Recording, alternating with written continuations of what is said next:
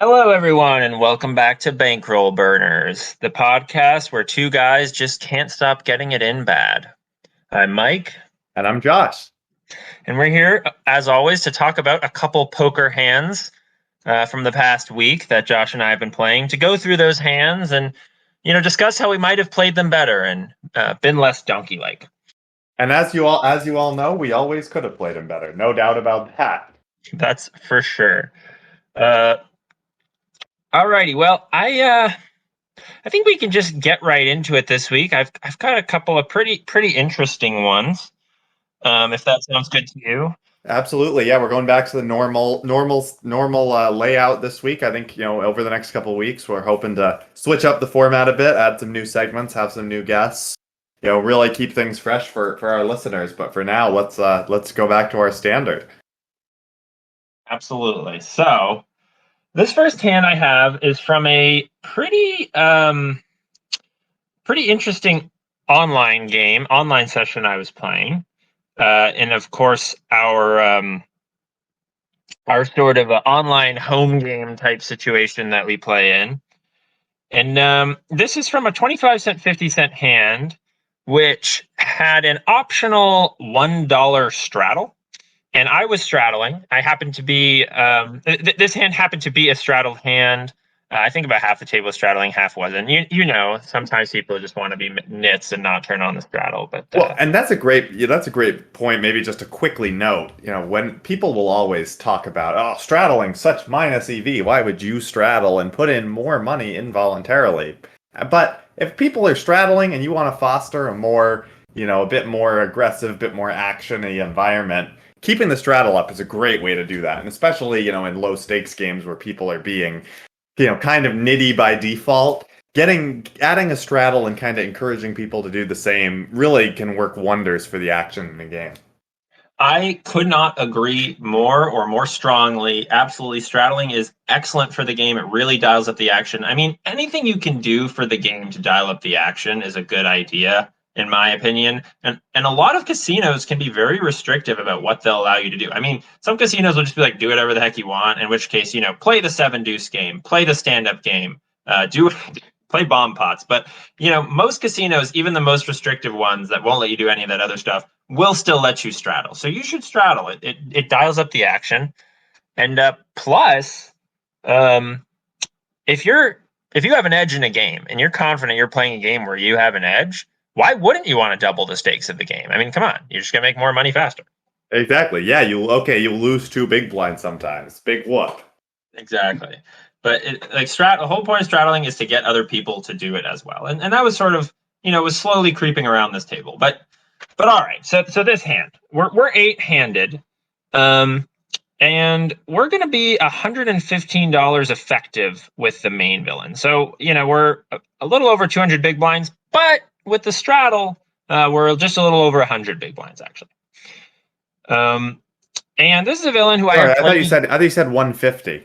115. 115. Okay, perfect. Yeah, thank you. Good clarification. Yeah, 115. 15 versus 50 is not something you want to be unclear about at a poker table, by the way. I've had that happen in the past. So verbal is binding. Yeah, verbal is binding. So, all right. So we're 115 effective, and this is a villain I've played with in the past, but I don't really have particular reads on them. I think that I would say, like, having played with them more since this hand, they're sort of maybe a weak tight sort of archetype, but I don't really think I had that in mind at the time when playing this hand. So anyway. I go ahead and open the hijack to $3 in this hand. It folds around to me in the hijack. I open to $3, standard 3x open. And I have 5 of hearts, 5 of clubs. And love it. We can even open, as you know, we can open a little lighter with more dead money out there. This is definitely an opening hand, opening position. Let's take it down. Yeah, I mean, absolutely. Obviously, if I'm under the gun, or I guess in this case under the gun +1, and I have 5-5, I might open it in a live game, just where I know that it's a very passive table and no one's going to 3-bet me. So I might open it up even in a situation like that. But in an online game and in a fairly aggressive room, certainly not a hand I want to be opening from early position, but from hijack, I'm happy to do it. Yep. If you would agree with that. Definitely. And I do get called by the button. And then, sort of interestingly, this villain, the main villain in the hand, who's in the big blind, folds to him, and he kicks it up to $10.50. In the big blind, so not closing the action. Not closing the action. Okay. And this is sort of what do you think about that raise? Well, I think it's kind of small. I mean, I think if you're in the big blind, you're out of position. I think conventional wisdom would say, 3x plus one for each caller, plus another one for being out of position. So I would kind of expect a default 3-bet sizing here to be around $15. So this is a relatively small 3-bet, I would think. Well, obviously it's not a situation where if it was the straddle doing it, you'd kind of expect them to be a lot stronger because you'd think they're going to call a lot because they're closing the action. So in this particular case, kind of an interesting choice by the big blind. I think they could just be squeezing with a number of hands, but again, it's kind of a little small. So not what I would expect, I guess I'll say. Yeah, I was sort of like, huh.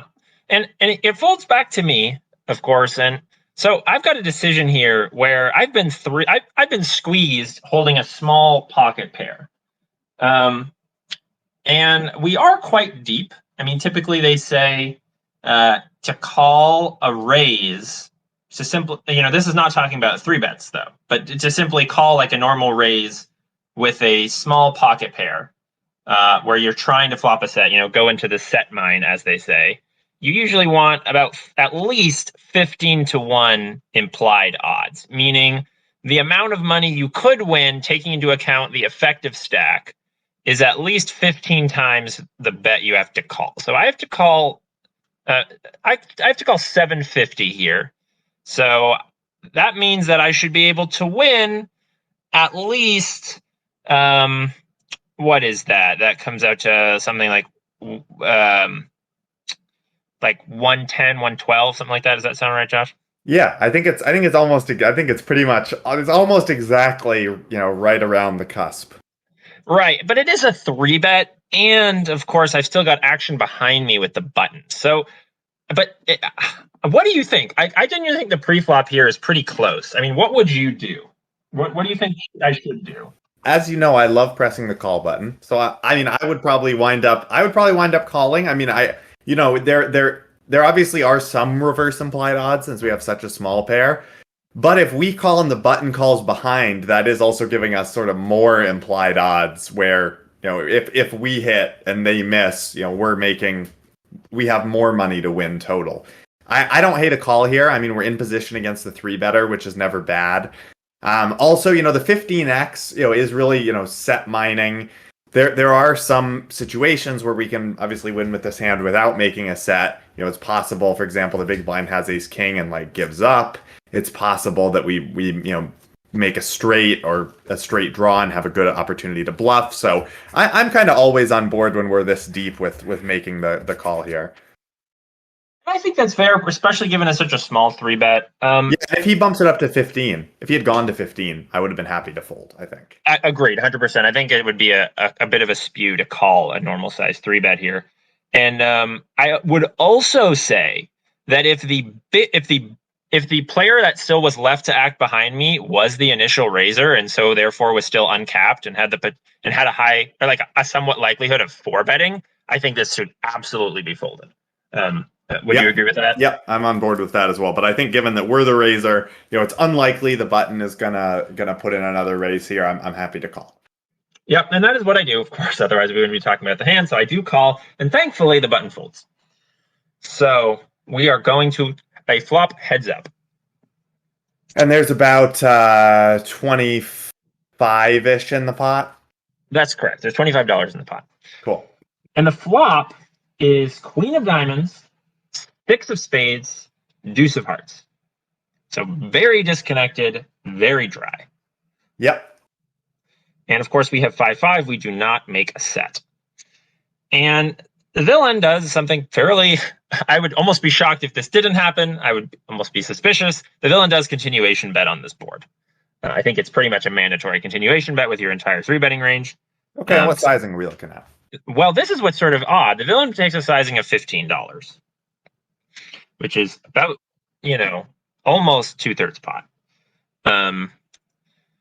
And I do elect to call here. I think that it's very possible villain has entirely missed this board, and I will have the best hand sometimes. I don't know. I think folding's maybe okay, but I don't know. I didn't want to fold here. What do you feel? Well, I would say when the villain sizes up like this, we can fold kind of more and more of our hands. And I'd almost it's one of these weird situations where like it's so hard for us to improve. We don't have a flush draw. We don't have a backdoor flush draw. We do have a backdoor straight draw, but it's bad. Like it's runner backdoor straight draw. So I think actually like these pocket pairs, if we're gonna be folding more hands to a $15 sizing versus if he had gone like $8, I think that this is the sort of hand that we can fold. Like I would rather call with something like I don't know, ace deuce, where we do have we have more outs to improve. Or something with like a double backdoor or something like that, like 7-8 suited with a backdoor flush draw. So I think that this is the hand if we're gonna be calling fewer hands because of the sizing. This would be a hand to fold. But if you just want to keep calling with your whole range anyway, because you think that he's just not betting, not sizing correctly, like not polarizing more as he's increasing his bet size, and he's doing this with like all his ace kings, ace jacks, everything that missed, then I think it's still a fine call. Okay, those are really good points. Obviously if the villain is never, isn't quote unquote sizing properly anyway, then we don't need to read too much into the sizing. And I don't know. I don't know that I've watched this villain at this point anyway. I had watched the villain closely enough. I think playing with him since, I don't think his sizing is necessarily that telling. But at the time, I didn't know that. And I was sort of eyebrow raised by the $15 bet size. But that said, I also don't hate calling once and then, folding to more aggression if, because he obviously could have something like ace king and then give up on future streets. So I don't hate calling once regardless. Yeah, I mean, call once, give up. That is a part of our range. We do need some hands in that range, and five is certainly one. I am going to fold to most turn cards if he bets again, and that is what I'm thinking. And that was what I was thinking in the moment. I do think folding here, given your point about increasing our folding range because of the sizing, I think that folding here is fine. But I didn't fold, so I called, and so we are $55 in the middle here, and the turn is the 9 of hearts. So we've got queen of diamonds, 6 of spades, deuce of hearts, 9 of hearts. Okay. And the villain checks. And here's where I checked back. Do you think that that's the right line here? Yeah, I mean, I do. I think that the most likely checks that villain's making are hands like ace king that have some sort of showdown value with ace high that we are quite ahead against, and we're kind of happy to kind of just see a free card. I obviously I know that there's some merit here to like doing a protection bet where he might call with a non-believing ace high, but I don't think he's going to call that often. I also don't think this is a board where he's going to be like checking back over, like where he's going to be checking an over pair or ace queen or something like that. Definitely not.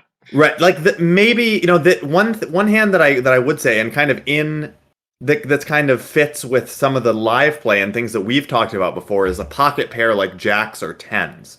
That's kind of a hand that I could see him having here, where he bet big on the flop to see where he's at, and now he's kind of thinking, wow, he called my big bet, he probably has a queen, he's going to check now with a second pair type holding.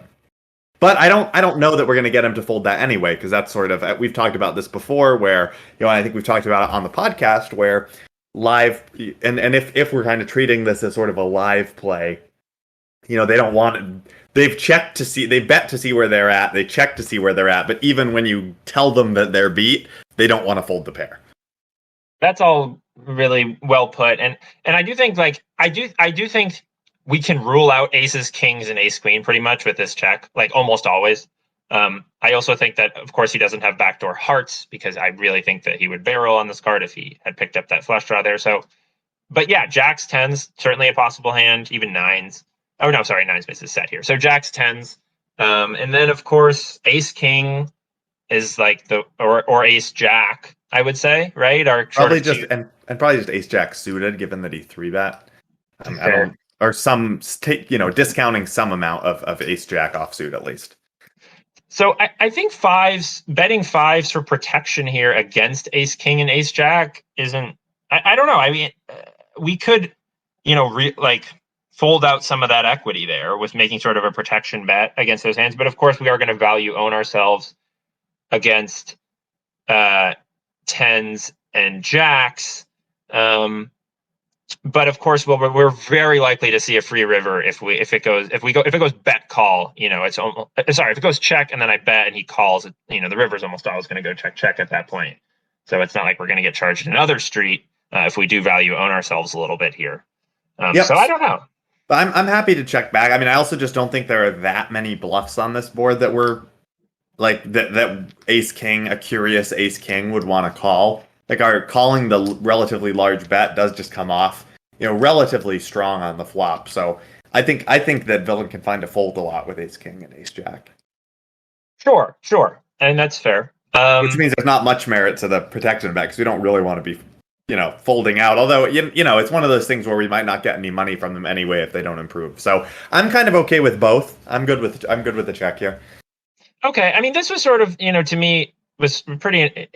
The river was really what really kind of put me in a blender, and so it does. So it goes check on the turn, and the river is the ace of spade, which is obviously very bad for us because we've sort of narrowed villain's range to jacks, tens, ace jack, ace king. There's pretty much like the hands he can have. I mean, I guess there's random crap in there too, but that seems like the most likely suite of hands. So now, of course, ace king and ace jack make top pair.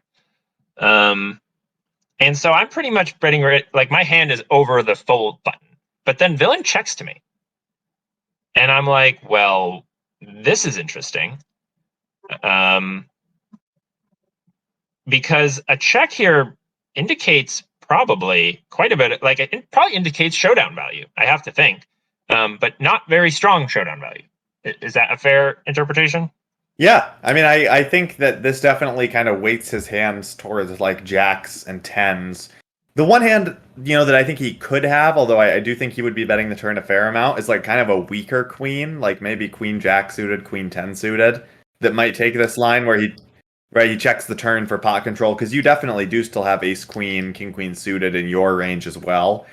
And then now he's betting the river because like a lot of your other your hands also improved. So that's kind of the other, I kind of see. He didn't bet the river though. He checked it. Right. But what I was going to say is I kind of see where this is going, where you might, I see that, there is some merit to maybe turning our hand into a bluff here, given that he's showing weakness. I do think we can fold out a good amount of tens and jacks, but I don't know that we're going to get a fold from like those queen jack, queen 10 type of holdings.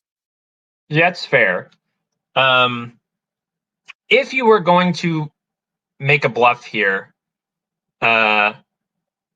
what sizing are you taking targeting those jacks and tens types hands? Well, I think I've got to go kind of on the smaller side. There's not like I said, there's not a ton of missed draws out there. Like us checking back the turn kind of indicates we don't necessarily have backdoor hearts or like some sort of combo draw. Like, if we had like jack 10 of hearts or 7-8 of hearts or something where we had the double backdoor on the flop, I think we would have bet the turn if it checked to us when we picked up additional equity. So I think we're kind of repping a thin value hand here, that's kind of like ace X or a good queen or something like that. Sure, like king queen. Well, probably maybe king queen. Probably like ace 5, maybe ace 5 suited. Maybe ace 10, something like that. Exactly. Yep, those types of hands. Yeah. Well, I mean, I really think I made a big error in this hand, which is I'm thinking like I have showdown value. Like I was looking at my fives, I was like, well, I have a pair, I have showdown value. But so I actually ended up checking back here. But I think that's just such a, like, I really thought about this hand a lot. And I was like, that is such a mistake because if he's checking to me, like, there's no way he's entirely missed this board as a 3-better. There's no way, almost no way. I mean, I guess there's like king 10. Well, one thing I would say here is if you're betting something like ace 5, ace X suited, basically, if we look at, I think that it's actually an okay check back because of the way the suits ran out, which is something that I've tried to think a bit more about, where there's only one suited ace that we can really have, and that's diamonds. Because I think, again, we'd sort of be betting the ace X of hearts on the turn a lot, and we now can't have ace X of spades. And we're not calling his big flop bet with like ace 5 of clubs, right? Because that's just like literally raw ace high with no backdoor equity. So there's just like not that many hands we're repping where, if the villain if the villain is a thinking player and thinks, well, he would have barreled ace X of hearts if he had called with a backdoor and picked up the flush draw. He can't have ace X of spades, so the only ace that really makes sense here, other than maybe ace queen, which is 2-pair and which we are calling 3 bets with, there's not that much kind of the thin value that we're even repping looking at the board and the suits. That's interesting. That's an interesting point, and I hadn't thought about that. I will say, though, that ace 10 is a hand that I probably do have. I probably have 3 combos. Well, I guess not really, actually. I probably only have 2 combos of ace 10 suited here. I do think ace 10 of clubs calling on the flop. I don't really think I would call with it, but I also don't think it's like out of the question that somebody might, I guess. So he wouldn't necessarily rule it out. But yeah, I mean, point being, looking at the suits, you're probably right that there aren't a lot of aces I show up here with. And that's an interesting point. I mean, is there some possibility that I'm repping maybe I go bigger and rep like a 2-pair hand, like ace 6 or ace 9? Is that and then I make a large river bet? Yeah, well, so let's think about that. So definitely, ace queen, we can have every combo of ace queen, suited and offsuit.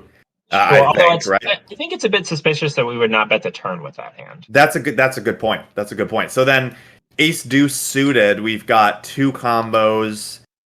Ace 6 suited, we've got 3 combos. Ace 9 suited, we've got 2 combos. So maybe we could kind of take a bigger bet and look for 2-pair. But honestly, I just don't think this board has run out great for us to give us a ton of value combos. So I'm okay with having some check give ups here. Where a lot of the hands that we would want to be playing as bluffs, we would have actually started barreling the turn. So interesting. So. Okay, yeah, I see it. I kind of see all sides of this argument. I could see check giving up. I could see betting large. I could see betting small. I think betting large is probably a bit better because I think there actually is a lot. To your point, there's a lot more 2-pair that we end up with here than suited aces, and we might be able to fold out some of those queen jack, queen 10 type hands with a larger bet. Well, kind of to my earlier point, I might just say this is why I would kind of fold the flop, because we just have so many better hands that can run into a lot of these sort of 2-pairs or pick up a lot of equity on the turn, whereas pocket fives just really doesn't have a whole lot going for it, like no real way to improve. So that's kind of that might just be my sort of check is just, hey, maybe this is just a hand because of the sizing on the flop where we can just kind of toss this away and look for better hands that are better suited to barreling on, better suited, pun intended, to barreling on future streets. Yeah, well put. So I do think I kind of botched this hand. Anyway, it does go check. Villain has ace jack of diamonds, which kind of surprised me, but obviously we lose. Yep, yeah, and that's fine. I mean, if they run into an ace and it goes check, that's like fine for us too, because he's probably not folding that ace. Yeah, that's right. So, I don't think a bluff would have worked here, but I also think I don't think ace jack is a hand he ends up with there a lot. I think he's probably betting that most of the time. So, all right. Okay, well, nice hand, and I think that's I think it's fine. I think there are a lot of different directions it could have gone. So interesting hand. Yeah, definitely. It definitely was a thought provoking one for me, even though it wasn't. There weren't a lot of fireworks, but it was pretty thought provoking. Okay, well, I'll hop into my hand then. This is kind of a fun exercise in value, I would call it. Okay. So I'm playing 1-3 at the Encore Boston Harbor as my typical game. We're gonna be $300 effective here, so it's about 100 big blinds. I have done my best to cultivate a pretty aggressive image, which I often do. And it's not hard at live 1-3 games. If you just raise the proper range, then you're gonna come across as aggressive because most people are limping like 80% of those hands. That is so true and so hilarious. Like, I swear to God, people are like, this player is so aggro. If you're like, well, I 3-bet, ace ace jack suited. It's like, this guy's insane. He's wild. So and in this particular hand is probably a good example where it's going to fold around to me in the cutoff. And I've got king of hearts, jack of diamonds, and I raise to 15. So, wow, look at this aggressive guy raising king jack offsuit from the cutoff. Yeah. Instead of limping. And then the big blind here is going to make the call. The big blind is appears to be a pretty standard older dude, kind of a casual player. He's definitely, calling a lot, playing very loose passive overall. And so there's going to be $30 in the pot. Again, we're about 300 effective to start the hand. The flop is now going to come ace of clubs, jack of clubs, deuce of spades. Ace of clubs, jack of clubs, deuce of spades. You've got king of spades, king of hearts, jack of diamonds. So I've got red, king, totally jack off. Okay. So I've got second pair here. Yep. And he's going to check to me.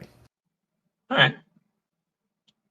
What do you like here? Do you kind of like c-betting your whole range here? Do you like taking this hand, putting it into sort of a checking back range with showdown value but no ace, or what do you like doing here? So it's ace, jack, deuce, right? Correct. I think I would bet. I think this board's very favorable for us, and we can get called by a lot of worse hands. And if a queen rolls off, it could make things a little weird for us too. So I don't even mind, folding out some random like queen high type of crap. So those hands they're not going to give us any value, but they may later pick up some value. So I love a bet here. I bet probably $10, $15. Okay, well, I wind up checking back.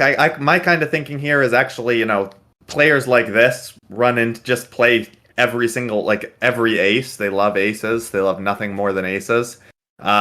I'm fine kind of exploitatively checking back my showdown value and kind of evaluating on later streets. And my plan is, quite frankly, if my plan is to hope to go for one or two streets of value on later streets if he winds up checking. Okay, I think that's totally fine. By the way, I mean, like I said, we're only worried about like a queen rolling off. That's not like a huge worry. So I don't think our jack needs much protection. I just mostly would bet this as kind of a range bet, But I hear what you're saying. Well, like, hey, this player has a ton of aces in their range. But I will say, if a player is like super duper wide like that, from the big blind especially, like. They're just going to have a ton of air here and a ton of random pocket pairs, random suited hands that might somehow want to see another card, whatever. So it might stick around. So I don't know. I think checking's fine, though, because as you say, you have some showdown value. You can get value on later streets. So the turn is going to come pretty much as close to a brick as it can come. So it's the 4 of diamonds. Okay. So we've got ace of clubs, jack of clubs, deuce of spades, 4 of diamonds. Obviously, as you say, he might just be playing a ton of random suited cards. So, 3-5 does come in. I'm not super worried about it. But, just a note. You know what? If he has 3-5, he can have your money. Exactly. So he checks again. So at this point, I am now like, 100% sure I'm good. Not 100%, because some players will just take the super passive line with ace X. But I think I want to start putting in a plan of getting 2 streets of value starting here, because this is kind of a strategy that I thought of, kind of in the moment where I was thinking, if I'm checking back the flop, I can quickly tell if he has an ace or not, because I think he'll be betting the ace on the turn a lot, and I don't think he'll give me credit for an ace because I checked back the flop. So, it might look a lot like I'm just kind of starting to pile money in with some garbage to fold him out. Yeah. What do you think of that? I 100% agree that, you have a line that quote unquote looks fishy. So you might actually be able to size up your value bet here, which is, I believe, where this is going. Well, I actually elect to kind of go a small sizing just to try and keep in like every pair he could possibly have. Like if he has like a random deuce, a random 4, pocket 3s, pocket 5s, pocket 6s, I want all those to call me. So I actually elect to go small here, about c-bet sized. I kind of do what they call a delayed c-bet, and I bet 10. Yeah, I think that's fine. I don't think you need this. I mean, I think sizing up, there's some danger of folding out some of those hands you're really looking to get called by anyway. So yeah, I think it's probably more more proper to take a smaller sizing here. I think that is just better play. So I think you did it right. And does he call? He pretty much snap calls. Nice. So again, I'm kind of feeling pretty good about this. And the river now comes the 8 of spades. So flush draw bricks. The board is ace, jack, deuce, 4, 8. Fairly disconnected board. No straights really came in except for that 3-5. He could have something like pocket eights here, but overall, again, I think that I kind of want to keep the same strategy of going for a second street of thin value. Mm-hmm. What do you think about that? I think that in live low stakes play, you absolutely should be doing this. I think if you were playing against competent players, I think that's probably a mistake. I don't know that you're going to get paid that much. I think you might get bluffed off your hand too, a decent amount. That's a great point. And I don't think that this hand is too exciting, I would say, in its totality, but I totally agree with you that going for a second small bet here is just going to scream weakness to a good player, and so they're either it's going to scream jack, right? And so they can either do a lot of check raising or just a lot of folding of any hand worse, right? And I mean, you absolutely do not want to get raised with this holding. It's it's kind of a disaster. You really aren't supposed to call. You're not blocking anything. You're not unblocking anything. So it's just you don't want to get raised here. But this player is never going to raise you unless he has the nuts. Unless he rivered an 8, basically. Yeah, it's rivered pocket eights, rivered a set of eights. Yeah, and then you can. I mean, if this guy check raises you here, I assume you're mucking this hand immediately. Oh, I'm beating him as soon as he starts counting out chips. My hand is joining the muck. But that's not what happens. He checks. I kind of carry on this thin 2 streets of value, bet 15, and he kind of laughs, looks at me, and flips his card, flips $15 into the pot. I show my king jack, and he shows me pocket 5s. Ah, nice. So again, it's not the most exciting hand, but just kind of an interesting exploitative line that I thought kind of enjoyed being able to get 2 streets of value with second pair from and kind of leveraging the aggressive image of raising king jack offsuit from the cutoff. Yeah. No, I like it. I mean, this is a really sort of bread and butter low stakes hand. I mean, this is if you're wondering how do I improve my 2-2 game. First of all, you shouldn't be listening to us. Turn on any other podcast. But there's your first mistake. Go watch Crush Live Poker. Go watch anything. But if you are for some reason thinking that we might have some advice to give you, it would be you will improve your win rate a lot when you make these thin river value bets, these sort of low, 1/3 pot-esque bets on the river. Where there are better hands that will call you, but there's also a lot of worse hands that will call you, and you make that extra money. It really does wonders for your long-term success rate in these games. Cool. Yeah. So that's the hand. It's again, as you said, it's kind of a bread and butter low stakes hand, but just wanted to kind of walk y'all through some of our thinking when we make some of these thin value bets and get these people who just love to call to call with hands that they really have no business calling a river with. Yeah, absolutely. Awesome. Good selection. So I've got a live hand too. I don't only have an online hand this week. I have a live hand. And this is from a longer session I played this week. A 12-hour session actually, which is sort of good length. Definitely sufficiently exhausting, but a lot of fun. And this is actually from this is at Best Bet Orange Park, as a lot of my hands are. And this is we're maybe 4 hours into the session here, and we're actually 5-handed. Our table is on the verge of breaking, and it does break pretty shortly after this hand. But it's a pretty short-handed table.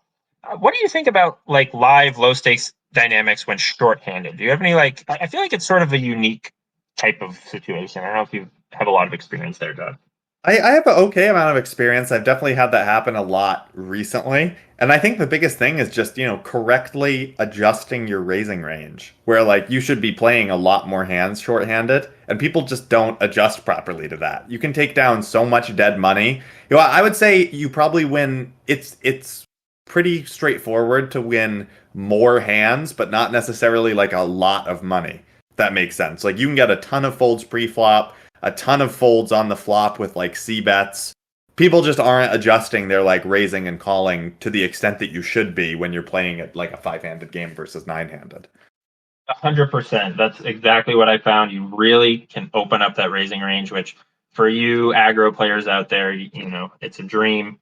You can just it's also fun because you're splashing around the pot a little bit more, which everyone likes to do, and normally as a mistake, but in this case is not, because you really are supposed to be playing a lot more hands when there's just not a lot of players around. And for you OMCs out there, that means you can try min raising queens in addition to aces and kings. let's not get carried away here, Josh. Come on. Oh my God, I played with an OMC for I think 11 of the 12 hours, and how many times did he raise pre-flop? 5, and I think he showed aces 3 of the times, and the other 2 times didn't show. Well, that does not surprise me at all. Oh no, I'm sorry. He had ace king once. Oh my, wow. He's really trying out these newfangled aggressive strategies. Yeah, good for him, you know? Yeah. For those of you who don't know, OMC is short for Old Man Coffee, which is just a player type which is generally an older gentleman that will only raise aces and kings, but will also limp fold pretty much like 90% of hands, but only raises aces and kings. And usually not a very hard player to stack if you can beat aces or kings. Yeah, they also get bonus points in the OMC community if they kind of berate the dealers and show the dealers their hand as they fold. Like, oh, come on, why couldn't you have given me something if they fold the 7-3 offsuit they limp called with? Absolutely, yeah. That's a proper conduct in the OMC rule book. So of course you have to berate the dealer. No, this guy was quite nice. He was quite a nice guy. Just didn't seem to like the action. So, anyway, the OMC was actually, he was at this table. He was in this hand, not one of the players in the hand really, but he was there. So we're playing 2-2. We're $350 effective with the main villain in this hand. I'm in the small blind. And under the gun, who actually is the OMC, limps. And he's not going to stick around much. It folds to me. In the small blind, I opened at $15, which at this point is pretty standard over one limp at this point in the night. With ace of hearts, 5 of hearts, the big blind calls, and the limper actually does make a call in pre-flop. So we've got. Sorry, what's our effective stacks here? We're 350 effective with the main villain, who is not the OMC. Okay, so pretty deep for this, because I think that the max buy-in in this 2-2 game is like $200, right? So you guys are pretty deep. Yeah, we're fairly deep for this game, and I mean, is there anything? I don't know that there's much to say about the pre-flop. I feel it's pretty standard. Yeah, let's move on to the fun part. Yeah, so it's $45 in the pot. Flop is king of spades, 7 of diamonds, deuce of spades. So we whiff completely. We have Entirely. a backdoor straight draw, I guess. And these hands, I don't know if you feel the same way, but when I brick it multi-way, where I have this like some kind of really junky equity, like I have an overcard and then maybe some like, ambitious backdoor. Like I like to, when I'm multi-way out of position, I do like to actually put these hands into my betting range. I do a lot of checking multi-way out of position. But I like to put these hands into my betting range because I do not care if I get raised. I don't care. Like my equity, I'm happy to fold away my equity if I get raised here. But I also think that, I can take a stab at the pot and possibly just take it down, just by, if the flop kind of favors my range. Of course, it needs to be a flop that favors my range, which this one does. So I do elect to bet here. What are your thoughts on that? I think that's a reasonable strategy. I usually tend to, especially in these low stakes games, play a little bit more, straightforward. I'm kind of playing my hand a little bit more, where I prefer to kind of check all the hands that are kind of junky and don't really connect, and put more hands that do at least have some sort of equity, whether it's ace five of diamonds, which has, backdoor flush draw, whether it's, ace five of spades, that's kind of a really good bluff. And I try and actually I usually try and polarize a bit more out of position. I mean, sorry, multi-way, but this specific board actually, that's kind of more dry. There's just the sort of the one flush draw out there. I don't mind kind of betting a lot of hands just because there are so many hands that people are going to call with that just completely whiff and can't stand up to even one bet. So I'm not against a small bet here. Yeah, and I will just say on the note of like ace five of diamonds, see, I might check that hand because I can comfortably check call with it. And I like to have some hands that I can check call with that, then maybe I can turn into bluffs on later streets. Versus because ace five diamonds has reasonable equity, and if I bet it and get raised off of it, I think that's sort of a shame. I guess that's my line of thinking in these spots.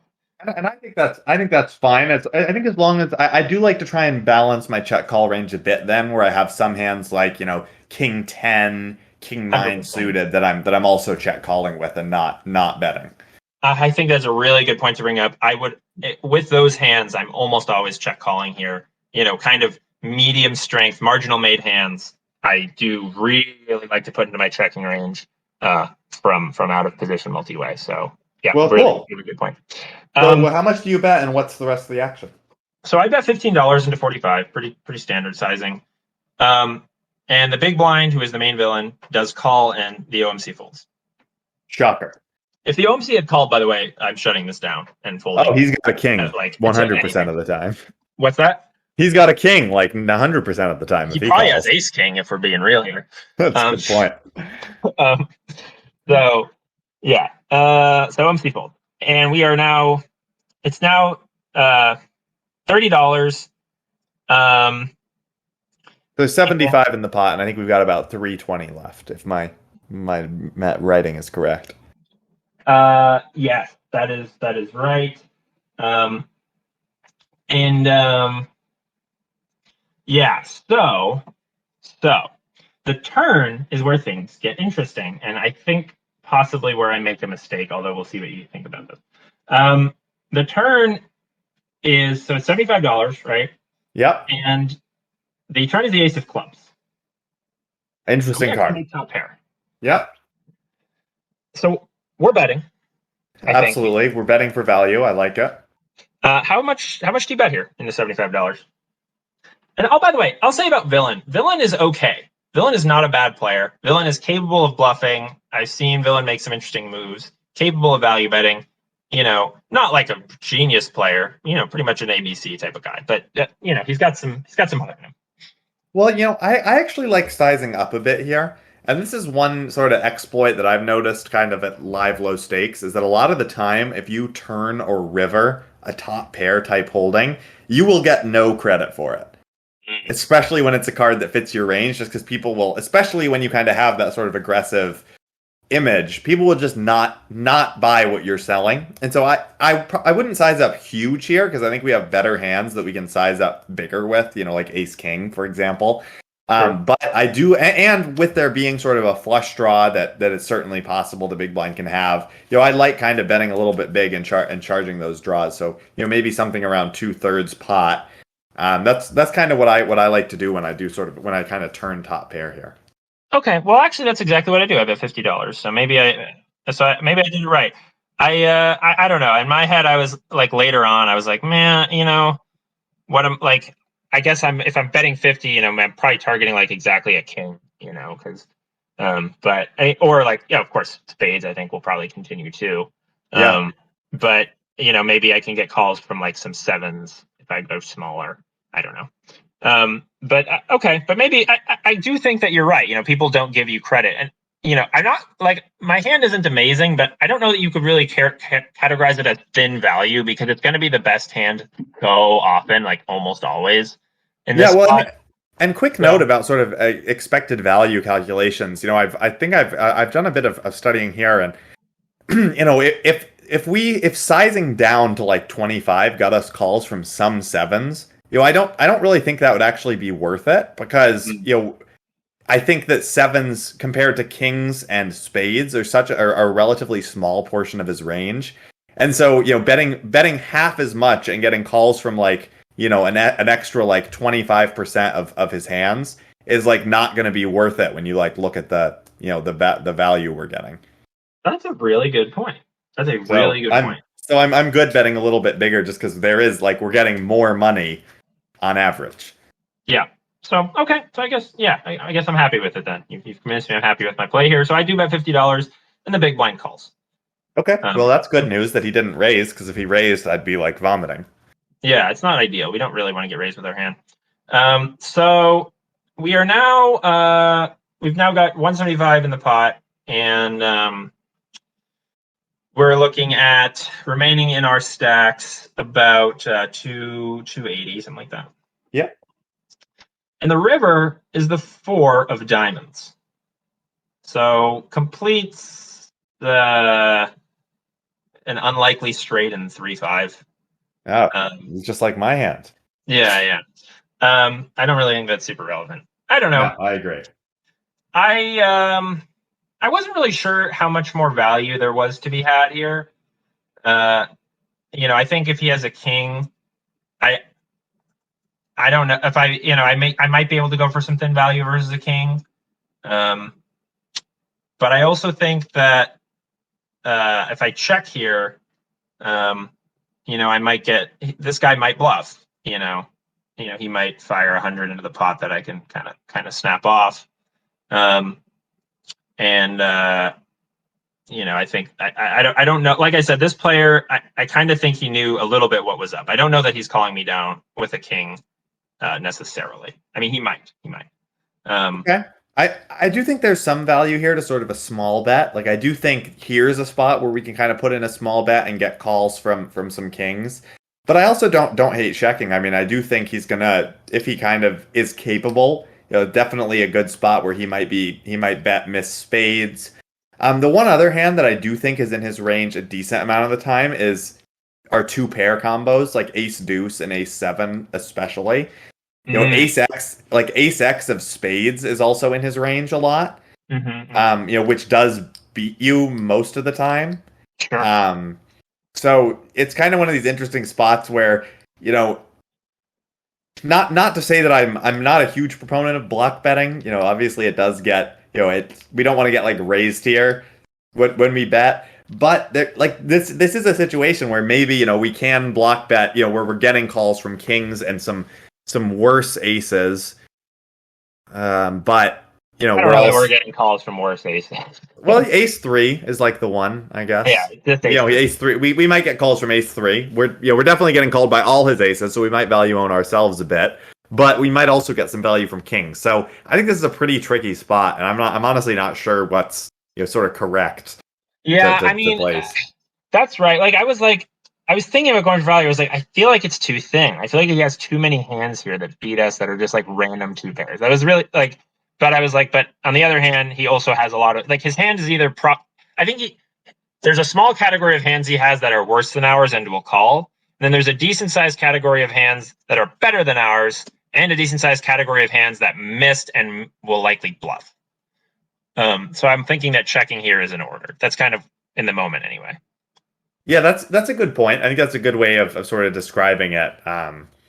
So I'm okay with that. I also think that he might check back some aces also, which means that if he's betting, he's already doing a little bit of polarization, because he certainly might check back the like ace 6, ace 7, not ace 7 because that's 2 pair, but like ace 6, ace 8, ace 9.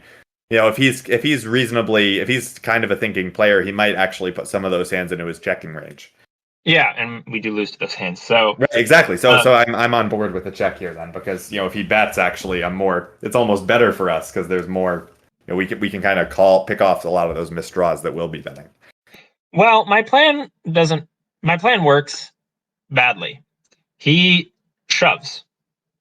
He overbet shoves for $270 into 175. Wow. Yeah. That's gross. I know. I was in the moment. I was like, wow, I did not see that coming. And I don't know if I like the play in theory, like just from a theoretical perspective. overbetting implies that like he has some sort of nut capability here that we don't, which I don't really think is true. I don't know that he has that many more sets than we do, that much more two pair than we do. I just don't know that any of that's really the case. There's not really a straight possible. There's not a flush possible. So I don't really like overbetting here from a theoretical perspective on his part. That being said, he did it, and it certainly put me in the blender. So throw theory out the window. Well, I do see your point. I think that as played, I actually do think he kind of has the nut advantage. Obviously not pre-flop, not sort of on the flop. But I think once you check the river, I actually do think he has, if he has like a set of deuces here, for example, that he's decided to slow play, I think that he's pretty comfortable once you check the river that he's, he probably thinks, yep, I have the best hand. I'm going to put the money in. You're right. I don't think I'm ever. I take back what I said that I have lots of sets here. I don't think I'm ever checking a set on the river. So you're right. He has an advantage. I take it back. So this is probably fine. So it's one of these, and then this is like his sizing is just so polarizing. Like this, we do unblock spades. So I think we just have to kind of look at the odds, look at what percentage of better hands we have here, that we can call with. Because our hand is good in that it unblocks spades, which is great. But we obviously have ace king, for example. But like any two pair that unblocks spades is a much better candidate. Because although I guess you'd probably be betting that a lot on the river, but if we're ever checking two pair, that's a better bluff catch because he might be doing this with some random two pair, as you've said.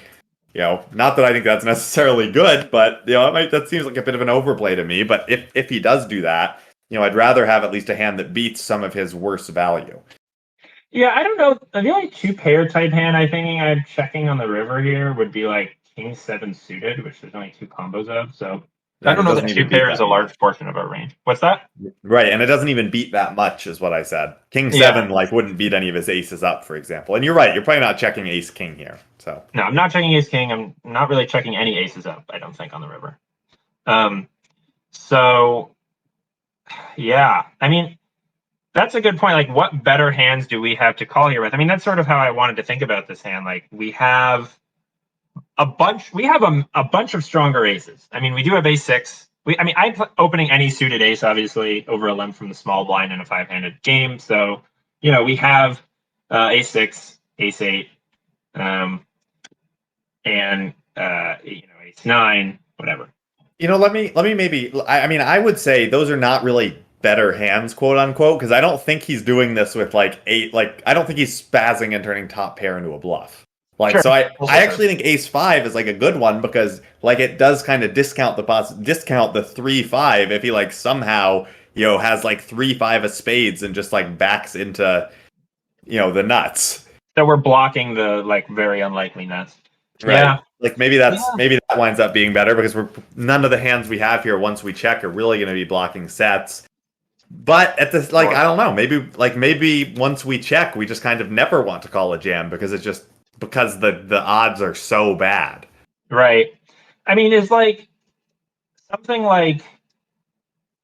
but no, we're never taking this line with that hand. I was going to say like some kind of middle pair where we're blocking, but we're never betting the turn with that hand. So man, this is a tough spot, and I might almost say since we're out of position, it is live poker. When he jams river, I almost want to, when we get to this position and play it this way, where we check the river, which we're just not our range. It feels like our checking range on the river is just so unbalanced towards hands, and then the price is just so bad that I almost just want to fold always when he does this. Yeah, I mean, what is a definitively better hand to call with? Let's ask that question. Is there a definitively better hand? I mean, God, we're even unblocking the backdoor suit with this hand. It's the only one is that I would say is ace is aces or kings. If you decided to check the river as a trap to pick off a bluff because you weight him heavily towards spades, that's a better hand, right? If we decided to trap and then he winds up just jamming and we're oh, okay, I'll call this because he's probably jamming a worse set. Right. Yep. That's okay. But that is a very small part of our range. Right. So I actually think This might be a call. I don't know. But to the point, it's just such a bad price. Like maybe if he's ever bluffing with missed spades, then I think we can probably call here. But maybe we don't. Maybe we just kind of only call when we're like doing this trapping. This is a tough spot and not something not something I feel comfortable saying anything definitive about, honestly. Yeah. Poker is hard. Yeah. Anyway, I fold after a long tank, and he very proudly, very quickly flips over 5-6 of spades. Oh. Yep. Damn. Well, there you go. Like like I said, if he I think I would wind up folding also. I think to your point, if we're not like trying to trap aces and kings here, which I generally think trapping is a bad idea in live poker. So I do think this is like the best hand to call with. But that said, I might still be folding, especially unknown. And if he hasn't shown a bluff before, I'm probably just folding all my hands here. Oh yeah, I mean, if this was a completely unknown quantity player, I'm folding here. But because I knew he was capable, I was wondering, man, should this be a call? And I think maybe it is, but I mean, I don't know. I probably shouldn't lose sleep over this one, but boy, was it a tough one. No, honestly, well played by him. Yeah, very well played. That's kind of the way to think about it. Yeah, honestly, very impressed. Anyway, we need to move along here, so let's do our final hand, Jeff. All right, let's do it. So in this hand, it's still the 1-3 game at Encore.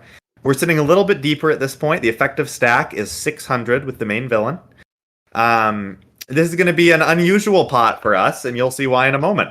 So, Under the Gun 2, who is, I would say, is playing relatively tight. He's going to be the main villain in this hand. He hasn't played a whole lot, but he's also been away from the table a lot, so I haven't gotten to see him play a bunch. He limps. Okay. I am in the low jack with 4-4, 4 of clubs, 4 of hearts. And I elect to limp along as well here, given that the people behind me are pretty passive, and I don't think there's going to be a whole lot of pre-flop raising going on. How do you feel about sort of over limping from kind of middle position? I like it. I do, honestly. I don't know. I don't even hate doing this in a game where players are sort of know what's up.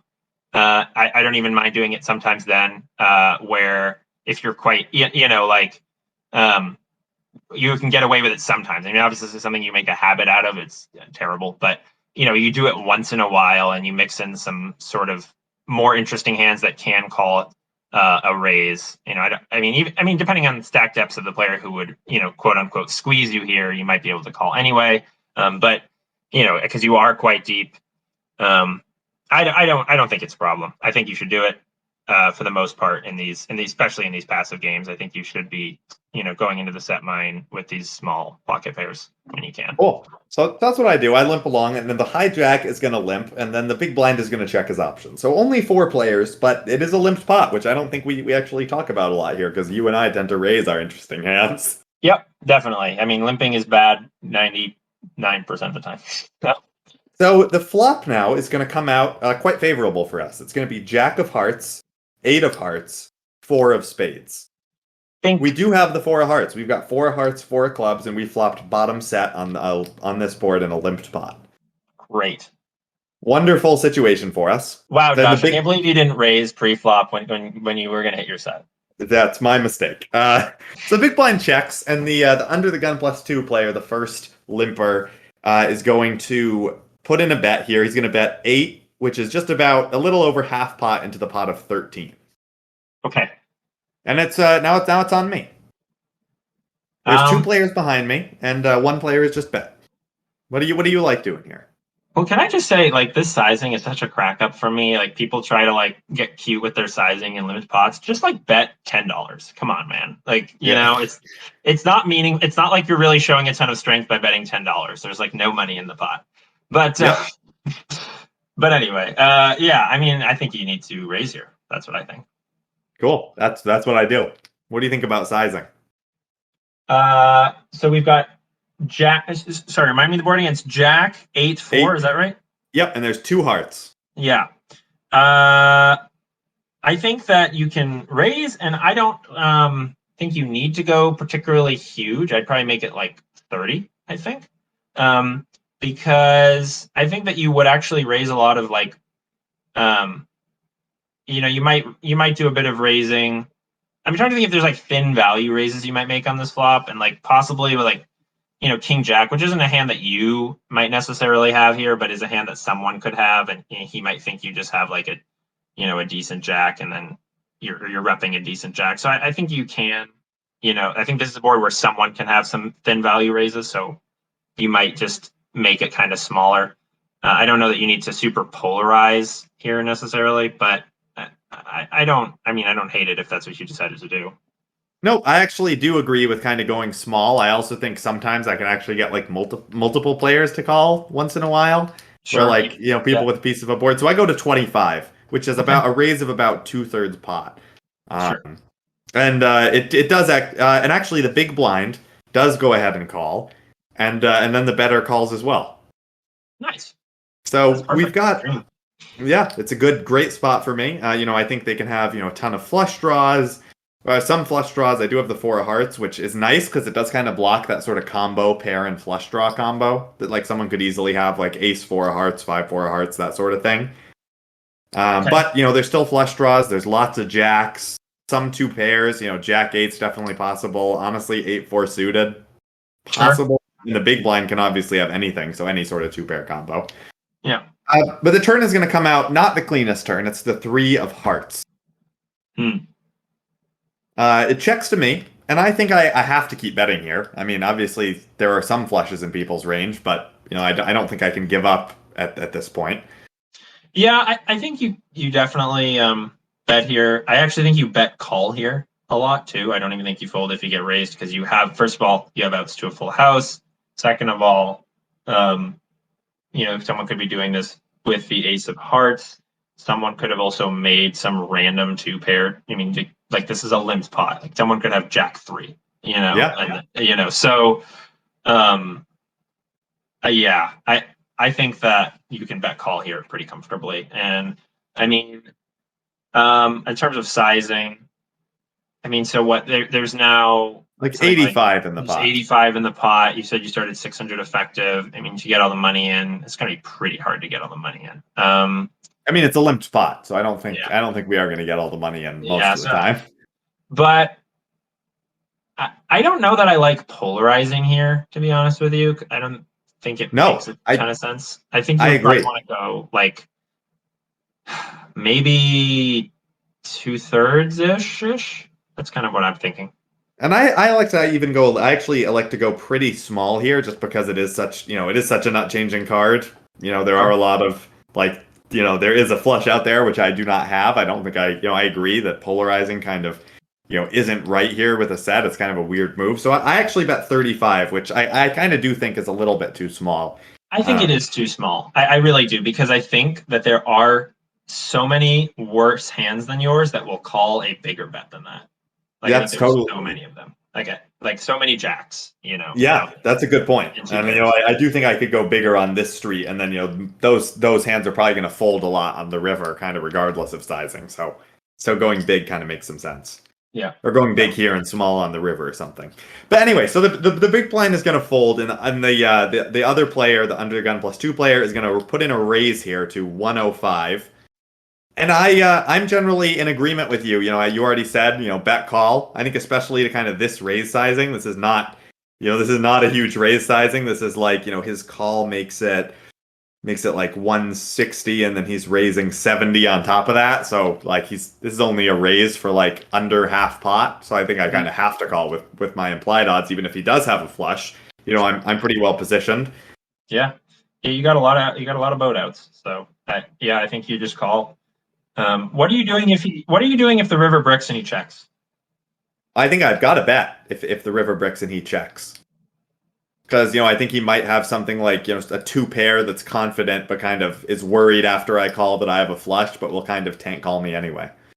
Okay. Would you take a large sizing in that event? I don't know. I think I would. I think I would kind of take a large sizing. I think this is a concept that I heard talked about on a different show recently, like depolarization, where, if you're pretty sure that they don't have the nuts, that you can bet kind of big and they might call you, you can bet big with a wider variety of hands because they're kind of the effective nuts. Yeah. I think I agree 100%. I think if you call here and then he checks river on a brick, I think you bet quite large and you probably get paid. So, So I do call, and the pot's now around 300. We've got about 465 left in the stack. And the river does roll off a brick. It's the deuce of clubs. Okay, that is brick. I mean, I guess ace-5 gets there. Yeah, if he has ace-5 with the ace of hearts, he has made a straight. Which is, I think, a hand that like thinking players will have here. I don't know if like random live low stakes players have that hand here, but he does not give up at this point. He is going to put in a bet of 125. 125 into 300. Yeah, and as they say, especially with sort of these sort of players who might not be thinking about the game a ton, sometimes it is more about the absolute value of the raise or of the bet, and it is kind of anything over 100 is often seen as like, wow, that's a big bet when people aren't thinking necessarily about how much is in the pot. Yeah. That being said, I'm calling here. Yeah, I think the one thing that I would kind of maybe think about and that I thought a lot about after the hand is the distribution of the board, where this is not the big blind, where if the big blind does this, I think I'm always supposed to call because he can literally have any two pair. Like, he could have 8-4 offsuit, right? Because he's in the big blind and he checked. I think that, this is not a great board because there aren't a whole lot of two pairs that this guy was like second to act or third to act, and he limped, which means he's not going to have like super duper junky two pairs. The only one he should really have is Jack 8. Right. So this is actually an interesting, like, what is he bluffing with here? Is he bluffing with, the naked ace of hearts? And does he have any worse value that he's taking this line with? Do you think he's doing this with Jack 8? Yes. I do. I think he's doing it. I think most players would. I also think, the sizing is pretty similar to the previous street sizing, which can sometimes be a tell for like not that strong of a hand. Although I'm trying not to read into that too much. Yeah. With the sizing with the absolute sizing being so large. 5-6 here is missed, right? No, 5-6. The 5-6 is a straight. I'm sorry, 5-6 is a straight. But is he doing this with 5-6? Like, I don't know. I don't necessarily think that he's calling a raise on the flop, raising the turn. When I'm showing that much strength and the flush comes in, I don't necessarily think he has 5-6 here. I believe you. Yeah, I believe you that he doesn't. So he's either value owning himself with Jack 8, which you're right. Sometimes he would check on the river. I think a lot of players would bet it, but some people would check it. And so he's not value owning himself very much here. So the question of like, is he bluffing? And like, if so, does his bluff just contain the naked ace of hearts? I also think you might be missing a few bluffs here, quote unquote bluffs, which are like pocket 8s type, or not pocket 8s, but pocket 7s, maybe pocket 9s, hands that like people, or 6s, that people would limp pre-flop with, and then kind of raise, kind of a spaz raise, and then a spaz bet. I've definitely seen it with those types of holdings. Usually it's only one street, not two, but I have seen it for two streets. If you think, you're getting laid like almost 4-1. Like, if you think this guy is ever just like spazzing, I think you have to call. Yeah, and that's what I kind of do is I think, wow, the sizing's so small. I just like, in hindsight, I think this would be an easier call, and just why I think it's an interesting hand is since there are so few two pairs, I think it makes it a more difficult call, versus if the board was like, Jack 8-4, and then in addition to the flush, it ran out like a 10 and a king or something, where like, oh, he's gonna have a bunch more two pairs, right? And now it's like a snap call, right? As is, I wound up tank calling. He shows ace-9 of hearts, which does make sense. Yeah. But I do agree with you that he does have some number of spazzes in his range. He can have Jack 8. He also has a lot of ace-X of hearts, so maybe it's just like a shrug call, lose a lot of the time, but because we got laid such incredible odds, we just have to call there. And once in a while, he's making it, he's value owning or spazzing. If you think about like, this is just sort of a normal low stakes player, like you versus normal low stakes player calling here one, like, will you win 1 out of 4 times? I think the answer is absolutely yes.